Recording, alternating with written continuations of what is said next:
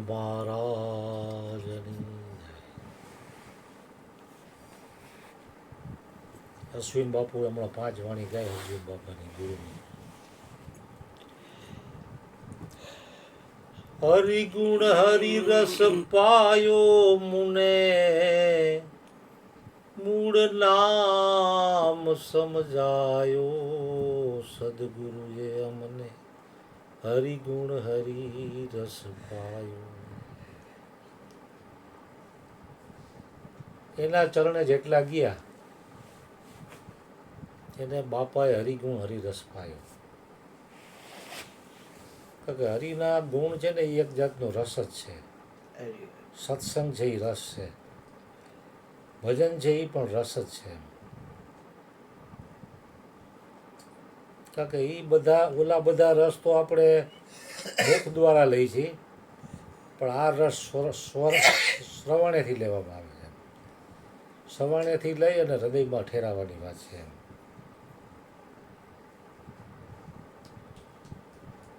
હરિગુણ હરિરસ પાયો મુને મૂળ નામ સમજાયું.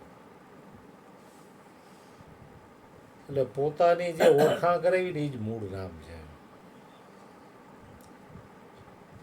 શરીર તો આજ છે ને કાલ નથી, મૂળ નથી.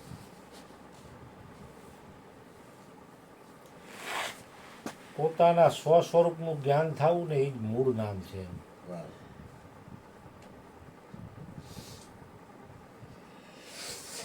તમે કીધું કે ઓલા બાપુ ક્યાં હમણાં બોલ્યા જીત અમૃત, જીત અમૃત, હિત અમૃત, બરોબર. કે સૌથી વધુ નજીકમાં નજીક કઈ વસ્તુ છે તો એને કીધું શરીર છે. બરોબર, શરીર તમે જ્યાં જાવ ત્યાં ભેગું જોઈએ, પણ શરીર પાછું કેના આધારે હાલે? શ્વાસના આધારે. શ્વાસ ન હોય તો શરીર ક્યાંય જઈ શકે?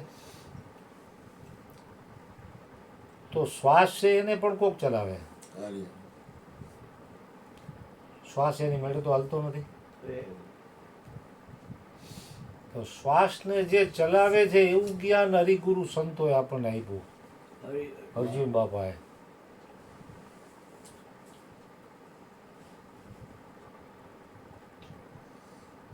કારણ કે બધાના શ્વાસને એક જ જણો હલાવે. सबको नाच नचाता फिर भी नजर नहीं जो आता, ऐसी दुनिया को बनाने वाला कौन है? वही श्याम है, वही घनश्याम है. બાપુ આ બત્રી પુત્રીનો દાખલો દે ને કે ભાઈ બત્રી પુત્રી જોવો એટલે પૂતળા નાચતા દેખાય, પણ એને કોણ નચાવે છે સૂત્રધાર પાછળ એ ન દેખાય. તો ગુરુનું જ્ઞાન, ગુરુનો રસ જેને હૃદયમાં ઠેરાઈ ગયો એને નચાવનારો જ દેખાય છે, પૂતળા નથી દેખાતા. સબકો નાચ નચાતા ફિર ભી નજર નહીં જો આતા.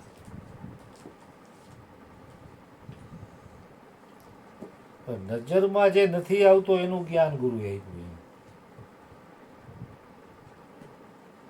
પેલા તો વ્યક્તિનું શ્વાસ ઉપર ધ્યાન જાય, પછી શ્વાસને હલાવવા ઉપર, હલાવવાવાળા ઉપર જશે.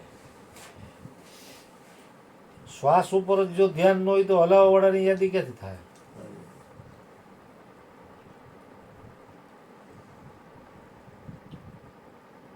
સદગુરુ સંતોનું ધ્યાન એનાથી યાથી ઘટતું નથી. એ શ્વાસને હલાવવાવાળાની યાદી કરે છે.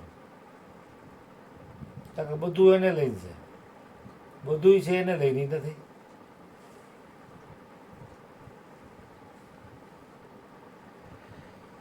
કબીરા દર્શન સંતન કે સાહેબ આવે યાદ, લેખે મેં વોહી ઘડી બાકી કે દિન બાદ. કબીરજીને આ વાત સમજાણી તો એને આ વાણીમાં કીધું, કબીરા દર્શન સંતન કે સાહેબ આવી યાદ. કારણ કે હગાવાલાના દર્શનથી તમને સાહેબ યાદ નહીં આવે.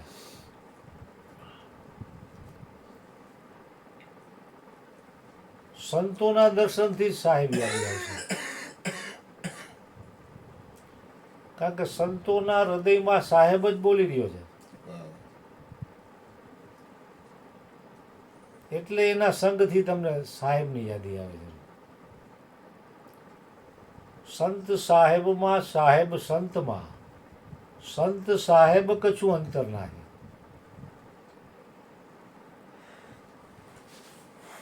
સંતની અંદર સાહેબ જ બધો કાર્યક્રમ કરી રહ્યો છે.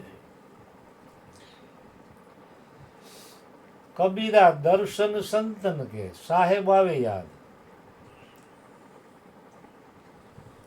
તો સાહેબ યાદ આવે પછી બીજું જોઈશું તમારે.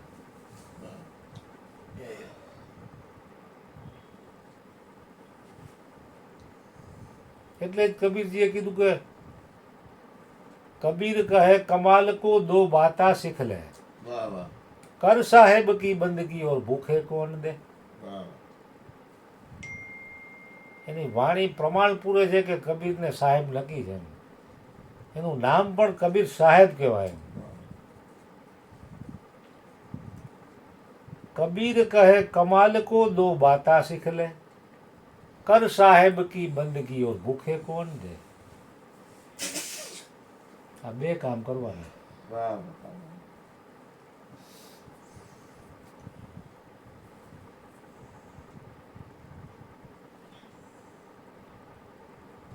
સાહેબ કાંઈ એવો ન હોય કે આયા હોય બીજે ન હોય એવો.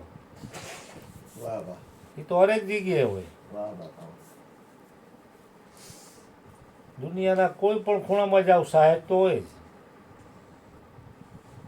તમે અહીંયા જાઓ ત્યાં તમારી અંદર જ સાહેબ બેઠો છે.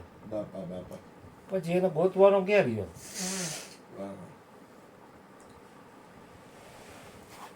એટલે કબીર સાહેબે એક બીજી વાણીમાં પણ કીધું, ન જાને તેરા સાહેબ कैसा है, न जाने तेरा साहेब कैसा है. मस्जिद चढ़ी मूला बांग पुकारे, मस्जिद चढ़ी मूला बांग पुकारे, क्या तेरा साहेब बहरा है, न जाने तेरा साहेब कैसा है. चींटी के पैर में नेपुर बाजे, चींटी के पैर में नेपुर बाजे, वो भी साहेब सुनता है, न जाने तेरा साहेब कैसा है. આપણે એમ થાય કોઈને ખબર નથી ને. કીડી આપણને માંડ માંડ દેખાય, નંબર આવી ગયા તો કીડી દેખાય નહીં. કીડીનો પગ તો કોઈ દેખાય નહીં. જોયો તમે કોઈ? બિલોડી કાચ આમ રાખો તો તમને કીડીનો પગ ન દેખાય.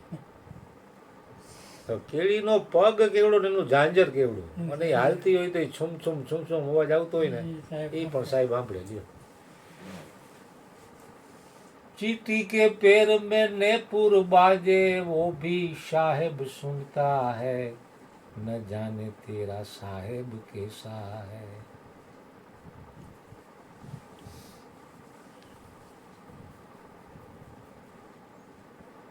એટલેનું નામ જ કબીર સાહેબ કહેવામાં આવ્યું. જેવું નામ છે એવા ગુણ છે.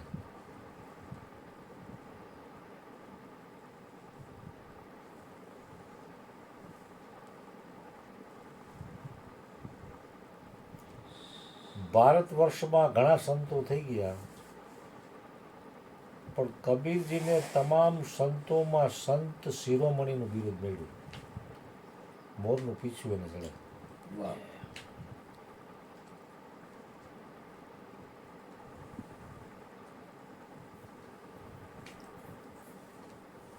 એટલે કબીરજીના તો આવી ઘણી વાતો છે.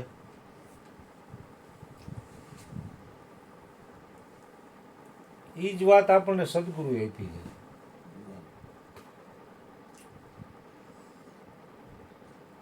છતાં આપણું મન છે ને માનતું નથી ને, વિષયોનો સંગ કરે છે, એટલે બરકત નથી આવતી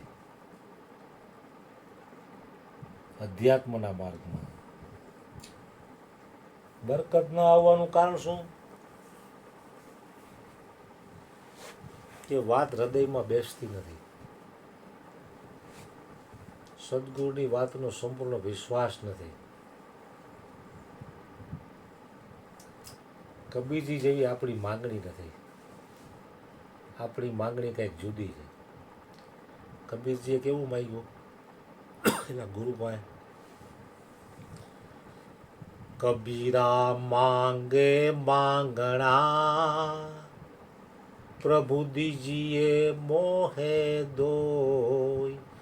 સંત સમાગમ હરિ કથા, નિશ દિન મુજ ઘટ હોય, નિશ દિન મુજ ઘર હોય.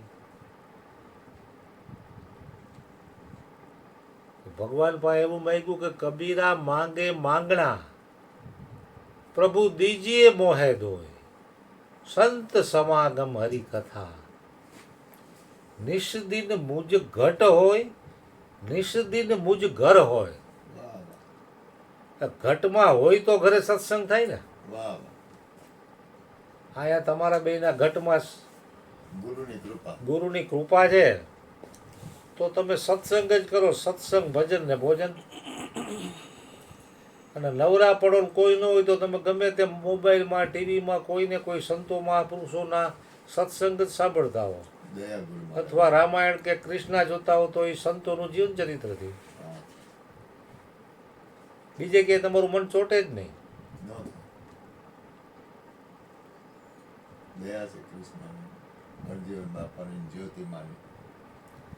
કારણ કે આ ભૂમિ જેટલી બધી ચાર્જ થઈ ગઈ કે અહીંયા કોઈ માયાવી વિચાર જ પ્રગટ ન થાય. જેમ રામકૃષ્ણ પરમહંસને મહાકાળીના ઓયડામાં બીજા કોઈ વિચારો જ નહોતા, તો વિવેકાનંદની આજ્ઞા તો એને જે માગવું હતું એ માગી જ ન ગયા. કારણ કે એના આર્થિક પ્રોબ્લેમ ઘણા હતા, છતાં એને મા પાસે ભક્તિ આપો, જ્ઞાન આપો, ત્યાગ આપો, વૈરાગ આપો, આવું જ માગી ગયા.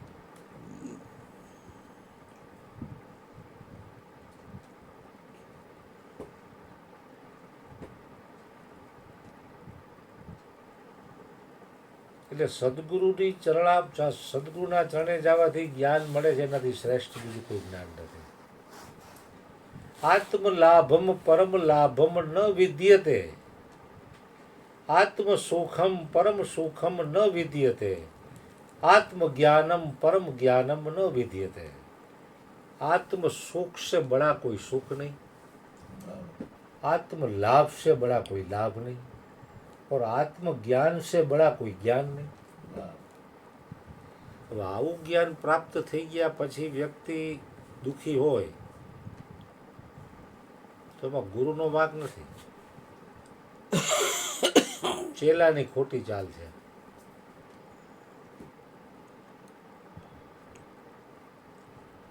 ગુરુનું જ્ઞાન જેને હૃદયમાં પૂર્ણ રીતે પચી ગયું છે તો એનું જીવન જોઈને બીજા લોકો એને વંદન કરે કે વાહ, આના ગુરુ કોણ છે. એના ગુરુને ગર્વ અપાવે કે ના ભાઈ, આ ફલાણા ભાઈનું જીવન આપણે જોયું તો આપણે નમવું પડે. એવું એને નમવા માટે વ્યક્તિ મજબૂર થઈ જાય, પ્રેમથી નમે, એમ બળજબરીથી નહીં.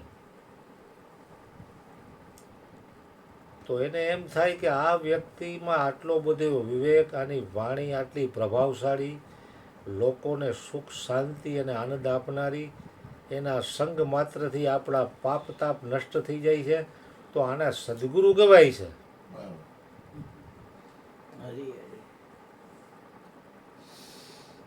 તો એ શિષ્ય સદગુરુનું ગૌરવ વધારે. આપણે ગાઈએ ને ગુરુ ગૌરવ, બ્રહ્મા વિષ્ણુ અને મહેશ જેવા પણ ગુરુનું ગૌરવ વર્ણવે છે. રોજ આપણે બોલી જાય, પ્રણમો ગુરુદેવ તણે ચરણે. તો ગુરુનો મહિમા કેટલો છે. એટલે શાસ્ત્રોમાં કીધું ને કે સદગુરુ મળવા એ દુર્લભ છે. તીર્થ નાહે એક ફલ, ગોવિંદ મિલે ફલ ચાર, એને ચાર હાથ છે એટલે તમને ચાર ફળ આપે: ધર્મ, અર્થ, કામ અને મોક્ષ. સદગુરુ મિલે અનંત ફલ, કહત કબીર વિચાર. આ પણ કબીર સાહેબે કીધું. સદગુરુ મળે એટલે અનંત ફળ, એનું તમે કોઈ તાગ માં કાઢી નાખો એટલું ફળ મળી ગયું તમને.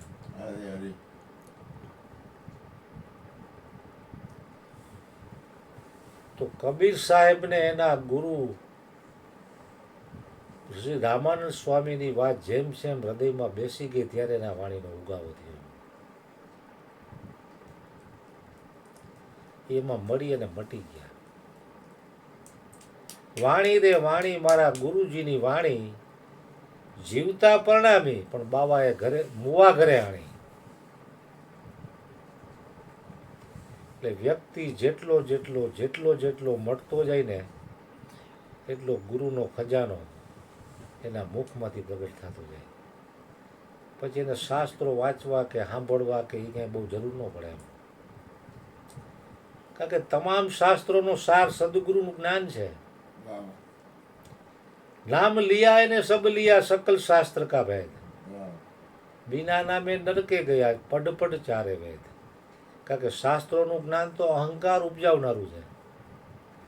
એ શાસ્ત્રાર્થ કરીને કોઈ પણ પ્રશ્નના જવાબ આપીને સામેવાળાને હરાવવાનો ભાવ રાખે. અને આ જ્ઞાન તો ગરીબી છે ભાઈ. અહંકાર શૂન્ય થાય ત્યારે આ જ્ઞાન પ્રગટ થાય. એટલે વ્યક્તિ, પરમાત્મા તો હૃદયમાં બેઠો જ છે, પણ વ્યક્તિ પોતાનો દેહાધ્યાસ જેટલો જેટલો ઓગાળે એટલો એટલો પરમાત્મા પ્રગટ થાય. લૌકિક બાબતમાં પણ આપણે જોઈએ છીએ કે ઘઉંનો એક દાણો વાવો તો બીજે દી તમે પાછો જોવો કે હારો ઉગ્યો કેમ નહીં, તો એ ન ઉગે દાણો.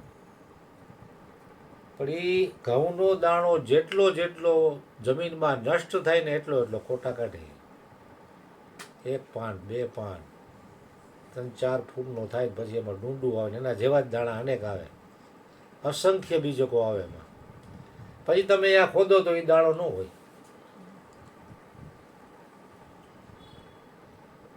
તો અધ્યાત્મના માર્ગમાં પણ એવું છે. એટલે સદગુરુ મહારાજ શ્રીને આપણે બધા ગુરુ ભક્તો હૃદયથી પ્રાર્થના કરીએ કે અમે તમારામાં મૈડા તો ખરા, પણ હજી જો એવા મૈટા નથી. અમને ક્યારેક ક્યારેક અહંકારનો ખોટો પ્રગટ થઈ જાય છે. તો તમે અમને બધાને તમારા શરણે જેટલા આવ્યા છે બધાને બિલકુલ અહંકાર શૂન્ય કરી નાખો. અને તમે જ અમારા હૃદયમાં બિરાજી અને તમારો જે અખૂટ ખજાનો છે એ અમને નિમિત્ત બનાવીને અમારામાંથી બોલાવી અને આખા બ્રહ્માંડનું કલ્યાણ કરતા રહ્યો, એવી સદગુરુ મહારાજને હૃદયથી પ્રાર્થના. સદગુરુ મહારાજ.